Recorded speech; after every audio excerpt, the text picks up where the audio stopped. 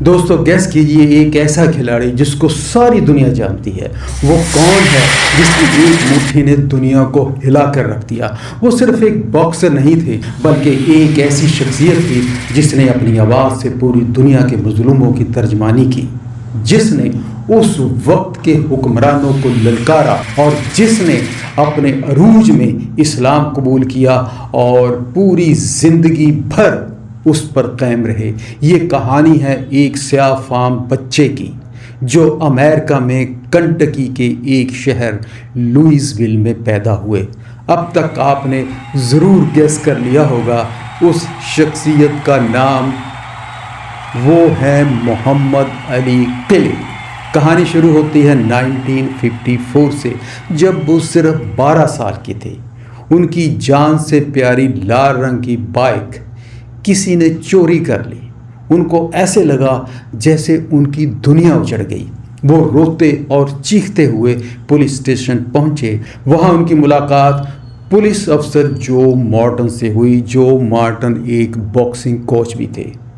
Cassius किले ने हाँफते हुए आंसुओं भरी आंखों के साथ धमकी दी कि अगर मैंने चोर को पकड़ लिया तो मैं उसे मार मार कर कचूंबर निकाल दूंगा। जो मार्ट ने बच्चे के जज्बात को देखा और मुस्कुराकर कहा कि बेटा, अगर तुम चोर को मारना चाहते हो तो पहले लड़ना सीखो। मेरे जिम में आओ और सीखो कि बॉक्सिंग कैसे करते हैं। तो कैसियस किले जिम में पहुंचे, दस्ताने पहने और अपने चोर को पीटने के लिए बॉक्सिंग सीखने लगे।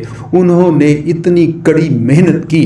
सुबह 4 बजे जब सब लोग सोते थे, वो अपने जूतों पर वजन बांधकर भागते थे। वो रेत पर भागते थे। वो रिंग में ऐसे हरकत करते थे जैसे हवा में तैर रहे। उन्होंने खुद कहा था, मैं शहद की मक्खी की तरह उड़ूंगा, बिच्छू की तरह डंक मारूंगा। वो अपने कोच और दोस्तों से कहते थे, उनके पेट में मुक्के मारो ताकि रिंग में जब कोई मुक्का उनके पेट पर लगे तो उन्हें दर्द ना हो और वो लड़ते रहें। उन्होंने ट्रेनिंग के हर मिनट से नफरत की और वो कहते थे, हार मत मानो, अब दुख उठा लो और अपनी बाकी की ज़िंदगी एक चैंपियन की तरह जियो। वो साथ साथ अपनी डायरी भी लिखते थे और अपनी गलतियों को सुधारते थे। वो कहते थे कि मैं जिम गया अपने साइकिल चोर को पीटने के लिए, लेकिन मैंने साइकिल चोरी करने वाले का शुक्रिया अदा किया,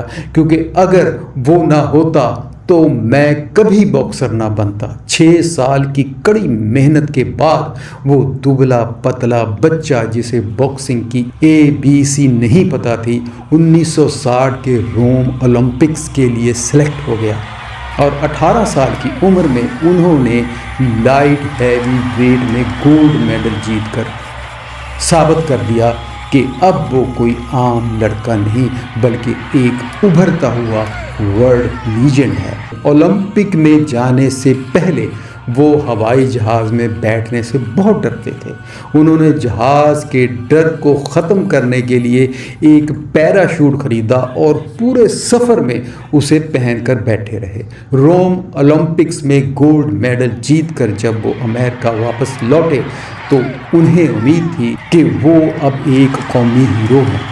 अब उनके साथ गोरे काले का मामला नहीं किया जाएगा, क्योंकि उस वक्त नस्ल परस्ती बहुत अरूज पर थी। वो अपनी ऑटोग्राफी में लिखते हैं कि गोल्ड मेडल को वो एक मुक़द्दस चीज़ समझते थे। वो जहाँ भी जाते, होटल, रेस्टोरेंट या सड़क पर, उसे अपने गले में पहन कर रखते थे ताकि लोग उसे देखकर उनका एहतराम करें। लेकिन जब एक रेस्टोरेंट में वो कॉफ़ी पीने गए तो वहाँ उनको कॉफ़ी सर्व करने से इनकार कर दिया गया और कहा, यहाँ कालों को कॉफ़ी सर्व नहीं होती। मोहम्मद अली ने फ़ख्र से अपना गोल्ड मेडल दिखाया और कहा, देखो मैंने अपने मुल्क के लिए ओलंपिक गोल्ड मेडल जीता है, मैं एक चैम्पियन हूँ। लेकिन जवाब मिला, हमें परवाह नहीं कि तुम कौन हो, यहाँ से निकल जाओ। इस वाक़े के बाद मोहम्मद अली का दिल टूट गया और ये वाक़या उनकी ज़िंदगी का एक टर्निंग पॉइंट साबित हुआ। इस नस्ल परस्ती और तौहीन के बाद उन्होंने सोचा कि अगर ये मुल्क मुझे इंसान के तौर पर कबूल नहीं करता तो इस मेडल का क्या फ़ायदा। وہ غصے اور مایوسی میں اوہایو ریور گئے اور اپنا گولڈ میڈل پانی میں پھینک دیا۔ یہ کیسیس کلے نام کی ایک موت تھی۔ اسی دوران نیشن آف اسلام سے محمد علی کا رابطہ قائم ہوا۔ وہاں وہ اسلامی تقریریں سن کر بہت متاثر ہوئے۔ جب انہوں نے سورہ حجرات کی آیت نمبر 13 سنی، اے لوگو، ہم نے تم سب کو ایک مرد اور ایک عورت سے پیدا کیا ہے اور تمہیں قوموں اور قبیلوں میں تقسیم کیا تاکہ تم ایک دوسرے کو پہچان سکو۔ تم میں سے اللہ کے نزدیک سب سے عزت والا وہ ہے جو تم میں سب سے زیادہ متقی ہے۔ بے شک اللہ سب کو جاننے والا اور خبر رکھنے والا ہے۔ آپ صلی اللہ علیہ وسلم نے فرمایا، اے لوگو، آگاہ ہو جاؤ، تمہارا رب ایک ہے اور تمہارا باپ آدم علیہ السلام ہی ہے۔ کسی عربی کو اجمی پر، کسی اجمی کو عربی پر، کسی گورے کو کالے پر اور کسی کالے کو گورے پر کوئی فضیلت نہیں مگر تقوی کے ذریعے۔ اس آیت نے محمد علی کو نسل پرستی کے خلاف لڑنے کی ایک طاقت دی۔ وہ اسلام کی اسٹڈی باقاعدہ کرنے لگے، مسجد میں جانے لگے۔ سن 1964 میں ہیوی ویٹ چیمپئن بننے کے ٹھیک بعد انہوں نے باقاعدہ طور پر مسلمان ہونے کا اعلان کر دیا۔ انہوں نے اپنا نام محمد علی بتایا اور کہا کہ اب مجھے کیسیس کلے نہیں بلکہ محمد علی کے نام سے ہی پکارا جائے، کیونکہ کیسیس کلے کو وہ غلامی والا نام سمجھتے تھے۔ محمد علی کا اسلام قبول کرنا ان کے لیے کوئی وقتی فیصلہ نہیں تھا، بلکہ یہ خود مختاری کی جنگ تھی۔ انہوں نے ثابت کر دیا کہ انسان اپنی پہچان، اپنا مذہب، اپنی عزت کسی بھی ٹائٹل یا تمغے سے زیادہ عزیز رکھتا ہے۔ وہ ایک ایسے باکسر بن گئے جو صرف رنگ میں نہیں بلکہ سماج میں ناانصافی کے خلاف بھی لڑتے تھے، اور اسلام قبول کرنے کے بعد ان کی زندگی ایسے طوفان میں داخل ہو گئی جس نے نہ صرف ان کا کیریئر بلکہ ان کی پرسنل لائف کو بھی ہلا کر رکھ دیا۔ جس دن انہوں نے اعلان کیا کہ وہ نیشن آف اسلام کا حصہ بن چکے ہیں تو امریکی میڈیا اور پبلک کا ایک بڑا طبقہ ان کے خلاف ہو گیا۔ میڈیا نے انہیں باغی، ڈینجرس کہنا شروع کر دیا۔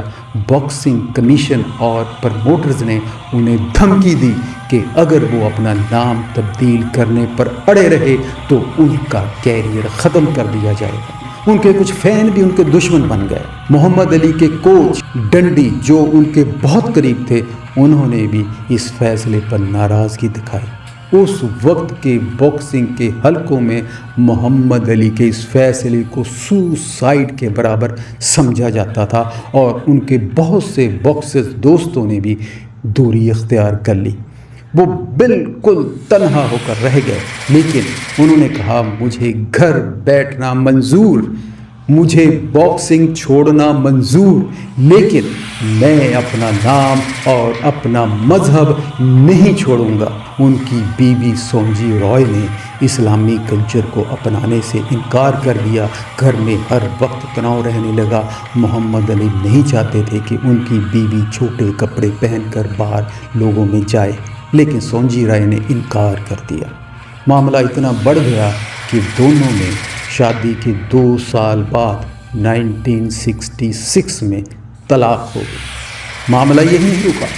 اس وقت ویتنام اور امریکہ کی جنگ چل رہی تھی، اور امریکہ ویتنام میں بری طرح پھنسا ہوا تھا۔ حکومت نے محمد علی کو فوج میں بھرتی ہو کر ویتنام جانے کا حکم دیا، لیکن محمد علی نے یہ کہہ کے صاف انکار کر دیا کہ جن لوگوں نے مجھے کبھی نیگرو نہیں کہا، میری ان سے کوئی دشمنی نہیں، میرا دھرم اجازت نہیں دیتا کہ بغیر کسی قصور کے میں غریب لوگوں پر گولی چلاؤں، جبکہ میرے اپنے ملک میں میرے رنگ کی وجہ سے مجھے نفرت کی جاتی ہے۔ محمد علی پر مقدمہ چلایا گیا اور انہیں $10,000 جرمانہ اور 5 سال کی قید سنائی گئی۔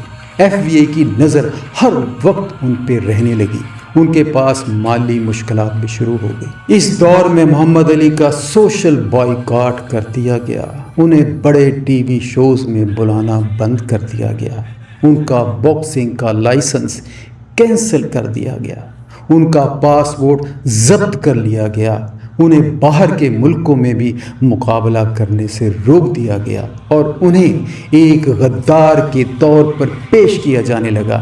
ایک ایسے انسان کے لیے بہت بڑا صدمہ تھا جو لوگوں کی محبت کا عادی تھا، لیکن محمد علی نے ہمت نہیں ہاری۔ انہوں نے کورٹ میں اپیل دائر کی اور ان کو ضمانت مل گئی۔ 3 سال تک وہ رنگ سے باہر رہے لیکن اپنی پریکٹس کرتے رہے۔ جب امریکی لوگ ویتنام کی جنگ کے خلاف سڑکوں پر نکلے تو 1971 میں امریکہ کی سپریم کورٹ نے محمد علی کی سزا کو مسترد کر دیا۔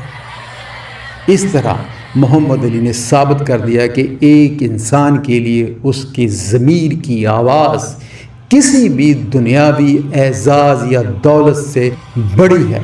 25 سے 29 سال کی عمر کے سنہری سال رنگ سے باہر گزارنے کے بعد محمد علی ایک بار پھر سے رنگ میں واپس آئے اور پھر سے ایک دھوم مچا دی۔ انہوں نے اپنی زندگی میں ٹوٹل 61 فائٹس میں حصہ لیا، 56 فائٹس میں وہ جیتے اور 37 میں وہ ناک آؤٹ جیتے۔ صرف 5 فائٹس انہوں نے ہاری اور 3 بار ہیوی ویٹ چیمپئن رہے۔ پہلی بار 1964 میں انہوں نے اس وقت کے ناقابل شکست چیمپئن سونی لسٹن کو ہرا کر پہلی بار یہ تمغہ حاصل کیا اور دوسری بار 1974 میں جارج فورمین کو رمبل ان دا جنگل کے مقابلے میں شکست دے کر دوبارہ ٹائٹل جیتا اور تیسری بار 78 میں پنکس کو شکست دے کر تیسری بار ہیوی ویٹ چیمپئن بنے۔ محمد علی کو باکسنگ کی تاریخ میں اس لیے بھی یاد رکھا جاتا ہے کیونکہ انہوں نے اپنے دور کے تمام بہترین باکسرز کے خلاف لڑائی کی اور ان کو شکست دی۔ محمد علی نے اپنے باکسنگ کے کیریئر کا آخری میچ 11 دسمبر 1981 کو ٹریور بربک کے خلاف کھیلا۔ یہ مقابلہ وہ ہار گئے اور اس کے بعد انہوں نے باکسنگ سے مکمل ریٹائرمنٹ کا اعلان کر دیا۔ باکسنگ کی دنیا میں دی گئی ان کی لاتعداد ضربوں نے ان کی صحت پر گہرا اثر ڈالنا شروع کر دیا۔ ریٹائرمنٹ کے 3 سال بعد 1984 میں انہیں پارکنسنس سنڈروم ہوا۔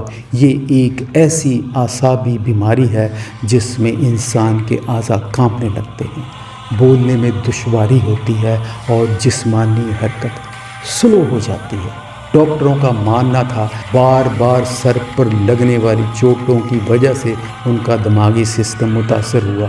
بیماری کے بعد ان کی آواز جو کبھی دنیا کو للکارتی تھی بہت دھیمی ہو گئی۔ وہ عوامی تقریبات میں نظر آتے لیکن زیادہ تر وقت خاموشی میں گزرتا۔ پھر بھی ان کا حوصلہ برقرار رہا اور انہوں نے اپنی باقی کی تمام زندگی انسانیت کی خدمت کے لیے وقف کر دی۔ وہ دنیا بھر میں خیراتی کاموں کے لیے جڑے رہے۔ وہ امن کے سفیر بن کر پوری دنیا میں گئے۔ سن 1996 میں اولمپکس کا وہ وقت یاد رکھنے کے قابل ہے جب اٹلانٹا اولمپکس میں کانپتے ہوئے ہاتھوں کے ساتھ انہوں نے اولمپک کی مثال روشن کی کہ وہاں بیٹھی ہوئی عوام دھاڑیں مار مار کر رونے لگی کہ وہ ہاتھ جن کا مکہ اگر دیوار میں لگے تو دیوار توڑ دے، وہ اس طرح کانپ رہا تھا کہ ایک مثال بھی نہ اٹھا سکتا۔ محمد علی اپنی بیماری کو اللہ کا امتحان سمجھتے تھے۔ بیماری کے معاملے میں وہ ایک بہت ہی خوبصورت بات کہتے تھے۔ وہ کہتے تھے کہ خدا نے مجھے یہ بیماری اس لیے دی ہے تاکہ مجھے یاد رہے کہ میں خدا نہیں ہوں۔ وہ ہر وقت اپنی جیب میں ماچس رکھتے تھے۔ جب انہیں کوئی برا یا گناہ کرنے کا خیال آتا تو وہ اپنی ماچس جلاتے اور کہتے جب میں دنیا کی چھوٹی سی چنگاری برداشت نہیں کر سکتا تو جہنم کی آگ کیسے برداشت کروں گا، اور وہ اس برائی سے اپنے آپ کو روک دے۔ وہ ہمیشہ غریبوں کی مدد کرتے چھپ کر، اور وہ کہتے تھے کہ صدقہ خیرات اس دنیا میں رہنے کا کرایہ ہے۔ انہوں نے محمد علی نام سے ایک فاؤنڈیشن بنائی جو آج تک پوری دنیا میں غریبوں کی مدد کرتی ہے۔ انہوں نے یونائٹڈ نیشن کے ساتھ مل کر افریقہ اور ایشیا کے قحط زدہ علاقوں میں خوراک اور دوائیاں پہنچانے کے لیے کروڑوں ڈالر کے فنڈ جمع کیے۔ اپنے آبائی شہر لوئز ویل میں انہوں نے محمد علی سینٹر قائم کیا۔ یہ کوئی عام عجائب گھر نہیں بلکہ ایک ایجوکیشن سینٹر ہے جس کا مقصد نوجوانوں میں امن، سوشل جسٹس اور ہیومن رائٹس کا شعور پیدا کرنا ہے۔ یہ مرکز آج بھی دنیا کے بچوں اور نوجوانوں کو یہ سکھاتا ہے کہ کیسے ایک عام انسان عظیم انسان بن سکتا ہے۔ انہوں نے فینکس میں ایک اسپیشل مرکز قائم کیا تاکہ پارکنسنس کے مریضوں کی مدد کی جائے۔ انہوں نے اپنی ساری زندگی اس بیماری پر تخلیق کی اور مریضوں کی خدمت کے لیے کام کرتے ہوئے گزاری۔ انہوں نے یہ ثابت کیا بیماری آپ کو مفلوج تو کر سکتی ہے لیکن آپ کے جذبات کو مار نہیں سکتی۔ محمد علی ہمیشہ ان لوگوں کے ساتھ کھڑے رہے جنہیں معاشرے نے دھتکارا۔ انہوں نے قید خانوں کا دورہ کیا اور قیدیوں کو دوبارہ زندگی شروع کرنے کی ترغیب دی۔ وہ نسل پرستی، ریسزم کے سخت خلاف، بیمار بچوں کے لیے اور معذور کھلاڑیوں کی حوصلہ افزائی کے لیے وہ ہمیشہ کام کرتے رہے۔ محمد علی کو یونائٹڈ نیشن کی طرف سے میسیج آف پیس کا اعزاز دیا گیا۔ انہوں نے اپنی شہرت کا استعمال دنیا کے طاقتور حکمرانوں کو امن کی میز پر لانے کے لیے کیا تاکہ جنگوں کے نتیجے میں ہونے والی تباہی کو روکا جا سکے۔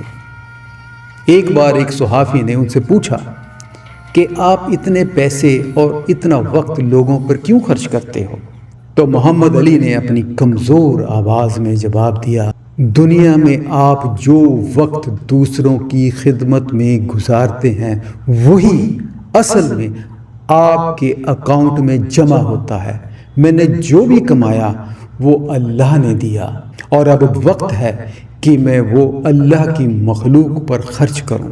وہ کہتے تھے جو انسان خواب نہیں دیکھتا وہ عقاب کی طرح بلند پرواز نہیں کر سکتا۔ پھولوں کی خوشبو ہوا کے رخ پر پھیلتی ہے لیکن انسان کی اچھائی ہر طرف پھیلتی ہے۔ وہ لوگوں کو معاف کرنے میں سب سے آگے تھے، جو اس کے ساتھ ان کی دشمنی بہت مشہور تھی، لیکن اپنی زندگی کے آخری سالوں میں انہوں نے اسے بھی معاف کر دیا اور ایک دوسرے کے بہت قریب آ گئے۔ ان کو بچوں سے بہت پیار تھا۔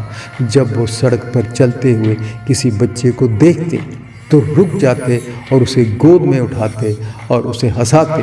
وہ سفر کے وقت اکثر بچوں کو اپنے ساتھ بٹھا کر انہیں کہانیاں سناتے۔